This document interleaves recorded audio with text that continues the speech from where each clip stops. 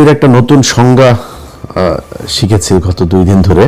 আপনারা নিশ্চয়ই শুনেছেন সড়ক সেতু মন্ত্রী যিনি আছেন রবিউল ভাই, তিনি এক সংজ্ঞা আমাদেরকে শিখিয়েছেন। রবিউল ভাইয়ের চেহারাটা দেখলে আমার একটা টকশোর কথা মনে হয়। এই চ্যানেলের হিজড়াটা আছে না, সময় ইসলাম, এটা এক টকশোতে ওনারা ডেকে নিয়ে ওই সময় ইসলাম যখনই বিএনপির কোনো লোকজনের ডাকতো, এদেরকে আওয়ামী লীগের সাথে মিলে একসাথে অ্যাটাক করতো। এর এক পর্যায়ে রবিউল ভাই সব খুলে টুলে দিয়ে উনি টকশোর মাঝখানেই বের হয়ে চলে এসেছিলেন। ওটা আমার খুব মনে হয়, এবং উনি কথাবার্তা খুব সুন্দর করে বলতেন। তো হঠাৎ করেই ধরেন বিএনপির লোকজনের এই নির্বাচনের পরের দিন থেকে ওনাদের বডি ল্যাঙ্গুয়েজ, ওনাদের কথাবার্তাগুলো শুনলেই না মনে হয় সেই আওয়ামী লীগের একটা লোক বোধহয় কথা বলছে। একদম চেহারা, কথাবার্তার ধরন, দাম্ভিকতা, এগুলো ওই ঠিক আওয়ামী লীগ যেভাবে। এই যে মন্ত্রণালয়টা, এই মন্ত্রণালয়টাও কিন্তু, এই সড়ক সেতু মন্ত্রণালয় কিন্তু ছিল কাওয়া কাদেরের। এই কাওয়া কাদেরও কিন্তু ঠিক এইভাবেই কথা শুনলেই শরীর জ্বলতো। তো বিএনপির যে ভাইদের কথা শুনলে এত ভাল লাগতো, একদম নিজের মনে হতো এরা আমার আপনজন, আমার আপন ভাই, এরকম মনে হতো। সেই মানুষগুলো হঠাৎ করে রাতারাতি এত চেঞ্জ হয়ে গেল, বিশেষ করে নির্বাচনের এই আগের থেকে। অনেকে আমাদের প্রশ্ন করেন, ভাই আপনারা কেন সরাসরি বিএনপির বিরুদ্ধে আজকে যে বাংলাদেশ দেখছেন না, এটা আমরা অনুমান করতে পেরেছিলাম, এই জন্যই বিএনপির বিরুদ্ধে গিয়েছিলাম।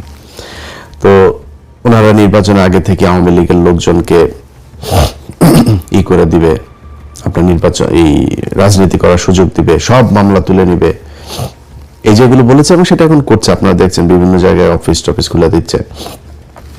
তো এটার বিএনপির সামনে ধরেন দুইটা পরিণতি এখন যে অবস্থায় তারা চলছে সেটাতে।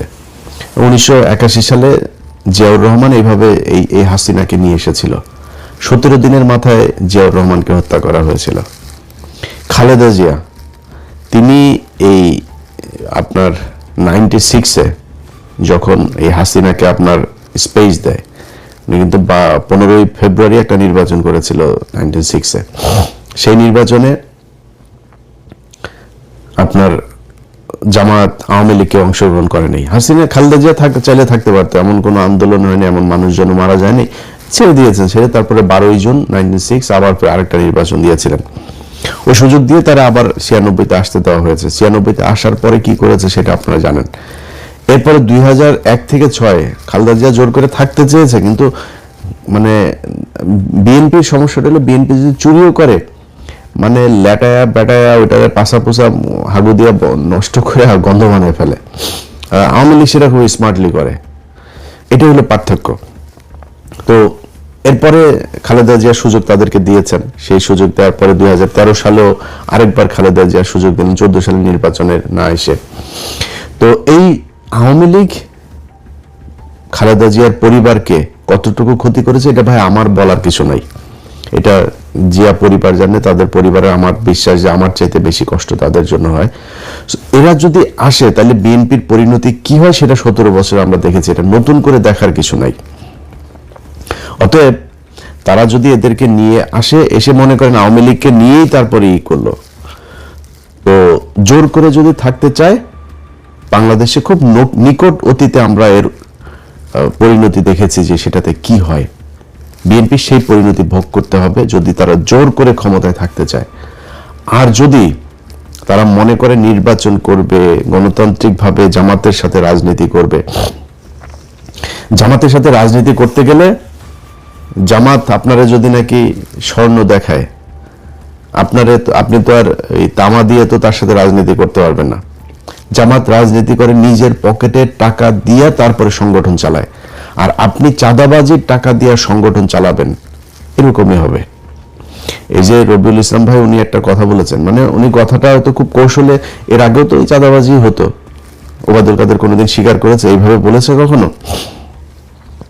বলতে হবে কি, আপনি দেখেন প্রতিটা মন্ত্রী দুর্নীতিকে, এই যে এহসানুল হক মিলন দুর্নীতি করে না আগের বার, দুর্নীতির বিরুদ্ধে ব্যাপক কি করা হবে, সবাই দুর্নীতির বিরুদ্ধে, সব কটা মন্ত্রীর বক্তব্য দেখবেন একই রকম। এইটাই হচ্ছে স্মার্টনেস, বাংলাদেশের স্মার্টনেস এটাই।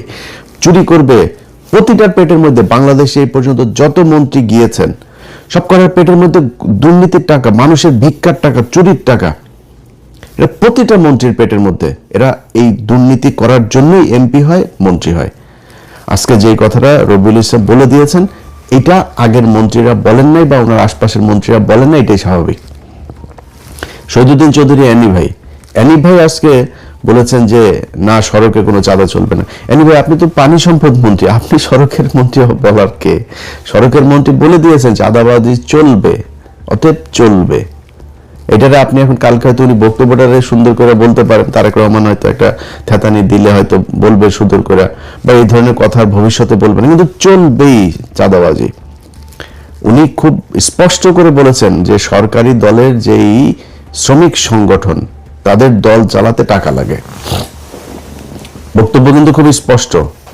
শ্রমিক সংগঠনের এই সারা দেশে বিশাল আকারের আপনার সংগঠন, যে চান্দা আব্বাস ছিল শ্রমিক নেতা, তো এরা তো শ্রমিক না, এরা তো চলে।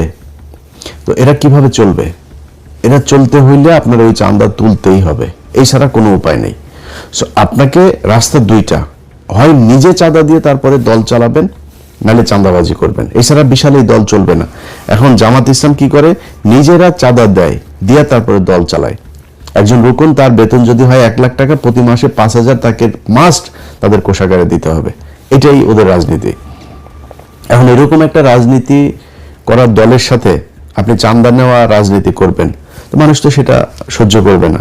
সো সেক্ষেত্রে আলটিমেটলি যেটা হবে সেটাই। সো রাস্তা আপনার হাতে দুইটা, একটা হয় আপনাকে রাজনীতি চেঞ্জ করতে হবে, এই আপনাদের যে পলিসি সেটা চেঞ্জ করতে হবে, করে নিজের পকেটে টাকা দিয়ে নিজে রাজনীতি করবেন, অথবা শেখ হাসিনার মতো ফ্যাসিস্ট হবেন, জোর করে ক্ষমতায় থাকবেন, কোনো কথা শুনবেন না, কিছু হইলে বলবেন যে সংবিধানের ভয়। কারণ আপনাদের ট্রুথার আছে এখন, এবং এই ট্রুথার তো আপনাদেরকে খুব পরিকল্পিতভাবে দেওয়া হয়েছে। এই ডক্টর ইউনূস আপনার যেদিন লন্ডনে যায়, সেদিনই তিনি নির্ধারণ করে দিয়ে এসেছেন যে বিএনপি ক্ষমতায় যাবে, তাদেরকে ট্রুথার দেওয়া হবে, যত দুর্নীতি, চাঁদাবাজি, ধান্দাবাজি এই তত্ত্বাবধায়ক সরকার যা করে গিয়েছে এটার বিরুদ্ধে বিএনপি কিছু বলবে না, সবাইকে সেফ এক্সিট দেবে। যে দেশে থাকতে চায় দেশে থাকার ব্যবস্থা করে দেবে। এরা থাকবে না বেশি দিন। আসিফ নজরুল ধরেন দেশে আছে, এখন থাকবে না। ওই যে আইসিটির ফয়েজ তায়েব চলে গিয়েছে, এগুলো সবগুলির একটা একটা করে কি কি আকাম কুকাম করেছে এই এখন ধরবো। ক্ষমতায় যখন থাকবেন তখন বলতে না পারলে ক্ষমতার পর হয়তো বলতে পারবো। সো এখন ধরা হবে একটা একটা করে। ফয়েজ তায়েবরে নিয়ে কাজ চলছে। তো এই আসিফ নজরুলরা এরা 2 দিন পরে দেখবেন চলে গেছে। টাকার তো অভাব নাই, দেশে থাকবে কেন? বউরে দিয়ে আপনার কালেকশন করাইতো, নিউজও তো হয়েছে, আপনারা দেখেছেন। তো এখন এই যে এরা ওই সময় বলে করে দিয়ে গিয়েছে যে তোমাদেরকে ট্রুথার দেওয়া হবে, ট্রুথার দিয়ে সংবিধান এবার যেমনি মনে চায় তেমনি তারা কাটছাট করে তাদের মতো করে সংশোধন করবে। এটাই ছিল হয়েছে যে এই তত্ত্বাবধায়ক সরকারের মূল এজেন্ডা। এর বাইরে এই যে সরকারটা গেল 1.5 বছর, 1.5 বছরে বহু কিছু করা সম্ভব।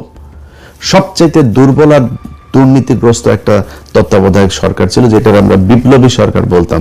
সেই বাঞ্চুতরা ছিল সবচাইতে বেশি দুর্নীতিগ্রস্ত। এদের মতো দুর্নীতিগ্রস্ত আর একটা সরকার এই পর্যন্ত বাংলাদেশে তত্ত্বাবধায়ক সরকারে আসে নাই। এমনকি এই যে মঈনুদ্দিন ফখরুদ্দিনের যে সরকার না, আমার তো মনে আছে, এদের চাইতে বহু সততা নিয়ে তারা কাজ করেছে। তো তারা আমাদের হাতে এখন ঝুলাই দিয়ে গেল একটা দুর্নীতিগ্রস্ত সরকার। এটা নিয়ে এখন আমাদের থাকতে হবে। তো বাংলাদেশের মানুষের কাছে আমার একটা জিজ্ঞাসা থাকবে যে এই দেশের মানুষ কি মানে এই ঝাড়ুদার হয়ে থাকতে চান, চকিদার হয়ে থাকতে চান? একটা দল ক্ষমতায় আসবে, তাদের কিছু এমপি থাকবে, মন্ত্রী থাকবে, তাদের এই যে পরিবারতন্ত্র, এদের চামচা হয়ে তারপরে আপনাকে থাকতে হবে। এখন এখান থেকে আপনি যদি বের হইতে চান তাহলে সিদ্ধান্ত আপনাকেই নিতে হবে। এই যে নির্বাচনটা হইল, এই যে রাজনীতি হয়, এই যে রাস্তায় ধর্মঘট, হরতাল, পিকেটিং, কোনোদিন কোনো এমপির ছেলেকে আপনার পাশে পেয়েছেন যে সে রাস্তায় এসে তারপরে এটা করে? কোনো এমপির ছেলে আপনার সাথে এই যে ভোট কেন্দ্রে গিয়া তারপরে এই ভোট কেন্দ্র দখলের কাজে মারামারি করেছে, মানুষকে হুমকি দিয়েছে? কোন এমপি এই নির্বাচনের সময় এমপি মন্ত্রী অনেকের ছেলে যারা এখন মন্ত্রী হয়েছে, এমপি হয়েছে, এদের অনেকের ছেলে দেশেই যায় নেই, ইউরোপে থাকে, আমেরিকাতে থাকে, অস্ট্রেলিয়া থাকে, কানাডা থাকে, পড়াশোনা করে। তাদের পাতলা পায়খানা হইলেও তারা সিঙ্গাপুরে যায় চিকিৎসা করতে। আর তোদেরকে বানায় রাখছে বোকা চোদা। তোরা পৃথিবীর সবচেয়ে বোকা চোদা জাতি। এটারে ওই মঞ্চে ইয়ে করে জনসভা করে না, বীরের জাতি, আমরা এই বীরের জাতি, 71-এর বীরের, সোগাটা ওইখানে মেরে দিছে তোদেরকে। তোরা পৃথিবীর সবচেয়ে নিকৃষ্ট জাতি, মানে আমরা পৃথিবীর সবচেয়ে নিকৃষ্ট জাতি। এদের মতো এরকম কামলা খাটা জাতি পৃথিবীর মধ্যে আর কোথাও নাই। আমরা পৃথিবীর যেই দেশে যাই, বাথরুম পরিষ্কার, রেস্টুরেন্টের কাজ, সিকিউরিটি, যত নিম্নমানের কাজ আছে এরা আমরা করি।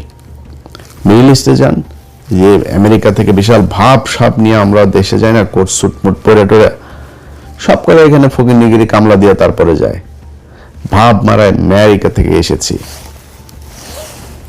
এই হলো অবস্থা। এরপরে কি হয়, পোলাপান বড় হয়, বড় হয়ে তারপরে মনে করেন যদি মেয়ে হয়, বিশেষ করে ধরে একজন বিশেষ এক জাতিকে ধরে, ওই বিশেষ জাতি সাদাটা দাও পায় না, বিশেষ জাতির ধরে তারপরে পরিবার শেষ। এরপরে বাপ মা বুড়া বয়সে যায়, তারপরে করে কি না এই দেশে আর থাকবো না, চলে যাই। এরপরে যায় দেশে গিয়ে এতিমখানায় টাকা পয়সা, আমি পরিচিত লোকজনের এগুলি নিজের চোখের সামনে দেখা, এই জন্য বললাম এটাই আমাদের জাতি। আমার দেশ নাকি সোনার বাংলাদেশ, এই সাউয়ার বাংলাদেশ রে, সাউয়ার বাংলাদেশে বাংলাদেশের মানুষ থাকতে পারে না। দেশের মানুষ বাইরে যায়, কামলা দেয়, টাকা পাঠায়, সেই টাকা ওরা পাচার করে বিদেশে পাঠায়। এটাই হলো বীরের জাতি। তোদের যদি লজ্জা থাকে তাহলে ভবিষ্যতে এদের এই ঠিকাদার, পাহারাদার, চৌকিদার, কামলা দিতে সামনে আর যাবে না। তোদেরকে দিয়া এই নির্বাচনের মাঠে কেন্দ্র দখল করায় তোদের কি চাকর বানায়, তোরাই চাকর। প্রতিদিন এই যে ট্রাকের মধ্যে থেকে যে চাঁদাগুলি নেন, এটা কিন্তু এমপির কোনো ছেলে নেয় না, মন্ত্রীর কোনো ছেলে নেয় না, কিন্তু এটা টাকার ভাগে একদম শেষ মাথা পর্যন্ত যায়। টাকাটা উঠায় কাজে যে তোরে দেওয়া উঠায়, তুই কামলা, ওইখানেও তুই কামলা। সো এই তোদের মতো কামলাদেরকে দিয়া এই দেশে এরা রাজনীতি করে এদের ছেলে মেয়েদেরকে বিদেশে পড়াশোনা করায়, নিজেদের কিছু হলে তারপর ট্রিটমেন্ট নিতে যায় সিঙ্গাপুর, থাইল্যান্ড, ব্যাংকক। বাংলাদেশে এদের ট্রিটমেন্টও নেয় না। এরা এইভাবেই চলছে, একদম চোখের সামনে এইভাবে চলছে। প্রতিটা মন্ত্রী, এমপি, সব করার সন্তানের পেটের মধ্যে চুরির টাকা, দুর্নীতির টাকা, এই দেশের মানুষের ভিক্ষা করা টাকা এগুলি। এই যে বলেছে না যে এদেরকে চাঁদাটা নাকি এমনিতেই যারা স্বেচ্ছায় দেয়, স্বেচ্ছায় নিয়ে ফাও কেউ টাকা 1 টাকা দেয়। আর যদি স্বেচ্ছায় নিতে চাস তাহলে তোর লোকজনরে বল যে থাল নিয়ে বসতে, আল্লাহর হস্তে 2টা দে, এমনি বলতে বলবে। লাঠি একটা হাতে নিয়ে আমরা দেখি নেই, এই চুয়াডাঙ্গা থেকে ঢাকায় আসতাম, মানে শুরু হয় আপনার একদম ঝিনাইদহ থেকে শুরু হইতো, মাগুরা, ফরিদপুর, রাজবাড়ী, এইদিকে মানিকগঞ্জ, সাভার, পুরোটা গাবতলী থেকে একদম পুরোটা আপনার এই চাঁদাবাজি চলতো। লাঠি একটা নিয়ে 3-4টা পোলাপান দাঁড়ায় থাকতো, এরা বিভিন্ন জায়গায় এই যে বিট করা, এই যে বামগুলো করা, যাতে ওইখানে আসলে আপনাকে গাড়ি থামাইতে হবে। এবং কন্ট্রাক্টর ওই জায়গায় জানতো কয় টাকা দিতে হইতো, ওই টাকা সে হাতের মধ্যে রাখতো, দিয়ে চলে আসতো, কোনো বার্গেনিং নেই, এটা ধরা বাঁধা। সো সবাই জানে আপনাকে দিতেই হবে, তাই আপনি দেন। আপনি থাল নিয়ে দাঁড়ায়েন তো দেখি স্বেচ্ছায় কিরকম দেয়। সো এটা স্বেচ্ছায় টাকা না, আপনি জোর করে ভিক্ষা নিচ্ছেন। এই ভিক্ষার টাকা একদম শেষ দলের শেষ মানুষ পর্যন্ত যায়, এটাই যায়। মনে করার কোনো কারণ নেই যে এমপিরা যে আপনার মনে করেন দলের সর্বোচ্চ নেতাদেরকে আপনার এই যে টাকা দিয়ে তারপর মনোনয়ন নিয়েছে, ও এমপি টাকা কই পায়? ও একদম এই ভিক্ষুকের কাছ থেকে যে টাকাটা নেয়, ফুটপাতের যেই একজন হকারের কাছ থেকে যে টাকা নেয়, মেথরের কাছ থেকে যে টাকা নেয়, সব টাকা ওইখানে যায়। তোদের পেটে এমন কোনো অসভ্য টাকা নাই, এমন কোনো ছোট টাকা নাই যেই টাকা তোদের পেটে যায় না। সো এটাই হলো বাংলাদেশ। যারা কিনা কাজ করে খায়, তারা নিজের হালাল পয়সা তারপরে খায়। এই হালাল টাকাটারে তোরা মানে হারাম করে তারপরে এই নিকৃষ্ট এই টাকা পয়সা তোরা খাস। এটা হইলো গিয়া তোদের মানে রাজনীতি। সো এই রাজনীতি করে যদি নাকি তারা বাংলাদেশে ক্ষমতায় জোর করে থাকতে চায়, থাকতে পারবে। কিন্তু যদি তারা মনে করে যে কম্পিটিশনে যাবে, তাহলে সম্ভব না। এবার এই দেশের মানুষ হুমড়ি খেয়ে পড়েছিল দাঁড়িপাল্লায় ভোট দেওয়ার জন্য। কেন, কি কারণে? মানুষ এই চাঁদাবাজি, মাস্তানি, দখলবাজি এখান থেকে বের হতে চেয়েছিল। এই কারণে মানুষ দাঁড়িপাল্লাকে দেখতে চেয়েছিল যে দাঁড়িপাল্লা আসে। দাঁড়িপাল্লা আছে, দাঁড়িপাল্লা 5 বছর পরে আরো শক্তিশালী হয়ে আসবে। আপনি সিদ্ধান্ত নেবেন যে ভালো হবেন নাকি হাসিনার মতো আরো মানে সর্বোচ্চ ফ্যাসিস্ট হয়ে তারপরে ফ্যাসিজমের মাধ্যমে এই দেশ পরিচালনা করবেন। এই দুইটা, সেটা যে আপনি খুব বেশি পারবেন তা না। আমরা ভাই এই গত 17 বছরে দেখলাম তো, আজকে এই যে বাবারে বাবা, সারা দেশ বিএনপি, আরে বাবারে বাবা, সব বিএনপির লোকজন, বিএনপি সারা দেশে কোনো লোক নেই, রাতারাতি চেঞ্জ হয়ে যায় পরিস্থিতি। এগুলো আমাদের চোখের সামনে দেখা। আমরা তো জীবনের অর্ধেক বয়স পার করে ফেলছি, আল্লাহ জানি না কতদিন বাঁচায় রাখবে। তো যদি ফুল বাঁচায় রাখে তাও অর্ধেক পার করে ফেলছি। এখন ধরেন এই সময়ের ভিতরেই খুব কঠিন কঠিন সময় আমাদের এই আমরা মানে খুব সৌভাগ্যবান বলেন আর দুর্ভাগ্যবান বলেন, আমরা কিন্তু অনেক কিছু দেখেছি এটা পৃথিবীতে হয়তো খুব কম জাতি দেখবে। আমরা হাসিনার মতো এরকম এক ফ্যাসিজমের পতন দেখেছি, আমরা কোভিড দেখেছি, 1/11 দেখেছি, অনেক কিছু দেখেছি কিন্তু আমরা। সো এই যে আমরা চোখের সামনে যেগুলো দেখলাম, যে অবস্থাগুলো, এগুলো আপনাদের জন্য উদাহরণ। এই উদাহরণ দেখে আপনি যদি ঠিক না হন তাহলে তার কিছু বলার নাই। আপনার আশপাশে আজকে যত মানুষজন দেখছেন, মানুষ আপনার পাশে ছিল না, থাকবেন, এটা আপনারা জানেন খুব ভালো করে। আজকে যে ব্যক্তি এমপি হয়েছে সে যদি মনোনয়নটা না পেত না, বা আজকে ওই যে কাউয়া দেখেন, ওই যে এই হারুন পাপিয়ার ঘর জামাইটা, এর আশপাশে কেউ আছে? ওই যে কুমিল্লায় মঞ্জুর মুন্সি বাড়িঘর জ্বালাই দিয়েছে নির্বাচনের পরের দিন, কেউ ঠেকাতে পেরেছে? কেউ তার পাশে আছে? কেউ পাশে নেই। আপনার পাশে যে চৌকিদার, দফাদার, যে ছিনতাইকারী যেগুলো মাদক ব্যবসায়ী এগুলো থাকে, এগুলো সবাই ওই জন্যই, কিছু খাওয়ার জন্যই থাকে, এছাড়া থাকে না আপনার পাশে। সো আজকে যারা আছে এরা থাকবে না কালকে। আর জামাত ইসলামের এক নেতার সাথে কথা বলছিলাম, জামাত ইসলাম আমি বললাম যে ভাই, মনে করেন আপনাদের উপরে আবার ফের সে আগের মতো জঙ্গি নাটক টাটক সাজায় নানান ভাবে আপনাদের উপরে প্রেশার ক্রিয়েট করা শুরু করলো, কি করবেন? আমরা রাজনীতি ছেড়ে দেবো, আমরা মানুষ তৈরি করব। আমরা তো আর কিছু ধান্দাবাজির জন্য তো আমরা রাজনীতি করি না, আমরা সরে যাব। আওয়ামী লীগকে যদি তারা স্পেস দেয়, নিয়ে আসে, তারপরে আওয়ামী লীগকে দিব রাজনীতি করতে। আওয়ামী লীগে বিএনপির সোজা বানায় ফেলার একদম যা রাস্তা সেগুলো তারা জানে এবং সামনে তারা করবে। ব্যাস শেষ। আমি শুনে তাজ্জব হয়ে গেছি, যেমন বলে কি, হ্যাঁ, যদি এটা জামাত ইসলাম যদি এটা করে, বিএনপি যদি ধরেন এদেরকে নিয়ে আসে, জামাত ইসলাম যদি ওইটা করে, তাহলে বিএনপি বলে দল থাকবে না বাংলাদেশে, জামাত ইসলাম থেকেই যাবে। জামাত ইসলাম রাজনীতি করুক আর অরাজনৈতিক সংগঠন থাকুক, তাদের যে আদর্শ সেটা তারা বাস্তবায়ন করে নিয়ে যাবে। কিন্তু আপনি পারবেন না। আপনি ক্ষমতায় থাকলে আছেন, ক্ষমতায় না থাকলে নাই। আমরা এটা নিজের চোখে দেখেছি। এটা ককটেল ফোটার পরে কিভাবে সব দৌড় দেয়। কেউ ছিল না এদের পাশে। নিজের পার্টি অফিস, সেই পার্টি অফিসে পর্যন্ত যাইতে পারেন নাই। পার্টি অফিসের ঘরের হালকা করে এই কেচি গেটটা লাগে, আবার খোলেন, আবার এই চোর পুলিশ খেলা আমরা দেখেছি। এটাই তো বিশাল এই রাজনৈতিক দলের অবস্থা না? তো ক্ষমতা থাকবে না, আপনারাও থাকবেন না। আওয়ামী লীগ যদি নাকি আওয়ামী লীগকে আপনি ই করে দিবেন, আর ভারত মনে করেন আপনার চেয়ে আওয়ামী লীগকে দূরে রাখবে ক্ষমতা চেয়ে, ভারত সর্বোচ্চ জিনিস দিয়া তারপরে আপনার আজকে মিডিয়া দেখছেন না যে একটা আপনার লোক না, এরা আপনাকে খাম্বা তারেক বলেছে, এরা আপনাদের খালেদা জিয়ার বিরুদ্ধে কথা বলেছে, এরা বলেছে। আপনি যান, গেল 1 বছর আগেও আপনি সময় টিভি, 71 টিভি টক শো দেখেন, তাদের নিউজ দেখেন, কত জঘন্য ভাষায় কথা বলেছে। তারাই এখনো বসে আছে, আপনি তাদেরকে টাকা পয়সা টেসে নিয়ে কিচ্ছু করেন নেই।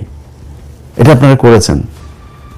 এখন এদেরকে বসায় রেখে যদি মনে করেন সামনে পরিস্থিতি একটু টালমাটাল অবস্থায় আসে, তারা আপনার পক্ষে থাকবে, তারা সব আওয়ামী লীগের পক্ষে কাজ করবে, ইন্ডিয়ার পক্ষে কাজ করবে, এরা সব ইন্ডিয়ার লোক।